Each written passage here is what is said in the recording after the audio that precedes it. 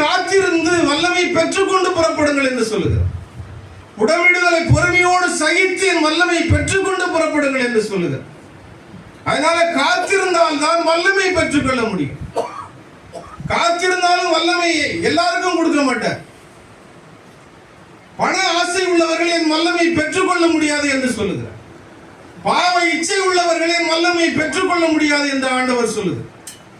அதனால இப்படிப்பட்ட காரியங்களில் இருக்கிறவர்கள், ஈடுபடுகிறவர்களுக்கு வல்லமை கிடைக்க என்னதான் ஜெபம் பண்ணினாலும் என்னதான் காத்திருந்தாலும் வல்லமை பெற்றுக்கொள்ள முடியாது.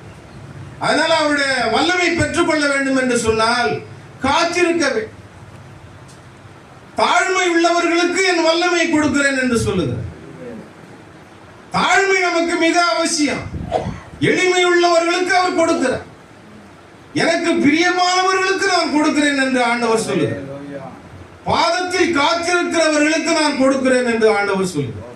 அதனால பாதத்துல நாம காத்திருந்து பெற்றுக்கொண்டு போங்க. சும்மா ஒரு ஜெபத்தை பண்ணிட்டு போகாதீங்க. அக்கினியா இருந்தாதான் பாவம் பற்றாது. அனலா இருந்தாதான் நாம இந்த உலகத்துல எல்லாத்தையும் ஜெயிக்க முடியும். நீங்கள் அனலாய் மாற வேண்டிய காலம் இது. அக்கினியாய் புறப்பட வேண்டிய காலம் இது. வல்லமையில் நிறைந்து புறப்பட வேண்டிய காலம் இது. உங்களில் இருந்து வல்லமை புறப்பட வேண்டும். உங்கள் வார்த்தைகளில் இருந்து வல்லமை புறப்பட வேண்டும். உங்கள் நாவில் இருந்து வல்லமைகள் புறப்பட வேண்டும். உங்கள் வஸ்திரத்திலிருந்து வல்லமை புறப்பட வேண்டும். அதனால நீங்கள் செய்கிற காரியங்கள் வல்லமை உள்ளதா இருக்க வேண்டும். அதனால வல்லமையை பெற்றுக்கொண்டு புறப்படும். நாமெல்லாம் மிக விசேஷமான பணியை நாம செய்யறோம். இறைபணி என்பது எல்லாருக்கும் கிடைக்கிற பணி இல்லை. இது இலகுவாய் பெற்றுக்கொள்ளக்கூடிய பணியும் அல்ல. பாடுகள், இந்த ஊழியத்துல பாடுகள் இருக்கும், உபத்திரவங்கள் இருக்கும், நிந்தை அவமானங்கள் இருக்கும். சகித்து வர வேண்டும், தாங்கி சுமந்து வர வேண்டும்.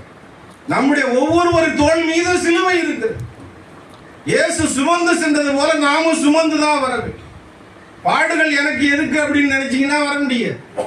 இலகுவாய் செய்ய முடியாது இந்த ஊழியத்தை. பாடுகளோடு வாழுகிறவர்கள் எனக்குரியவர்கள் என்று ஆண்டவர் சொன்னார்.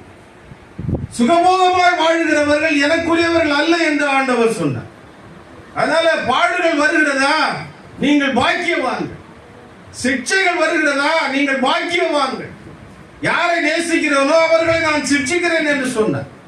யாரை அதிகமாய் நேசிக்கிறேனோ அதிகமாய் சிக்ஷிக்கிறேன் என்று சொல்லுகிறார். அதனால